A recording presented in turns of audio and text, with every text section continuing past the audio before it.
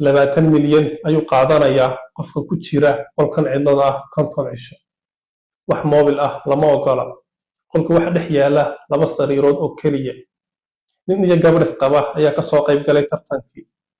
aad ay ugu faraxsanaayeen markii hore waxay u maleynayeen markii lacagta qaataan inay noqonayaan milyaneer waxay qorsheeyeen wixii ay ku samayn lahaayeen lacagta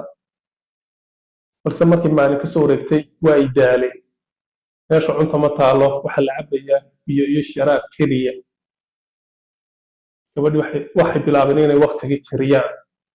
xalimadu waxay soo jeeseen inay waqtiga isku dhaafiyaan jimicsi waxay bilaabeen jimicsigii markii 20 cisho ka soo wareegeen ninkii waa u adkaysan waayey wuxuu u sheegay inuu tartanka ka baxayo balse xalimadii waa ay dejisay waxaana u sheegtay inaanu lacagta kaga ciyaarin oo iska adkaysto xalimooyinku adkaysi badana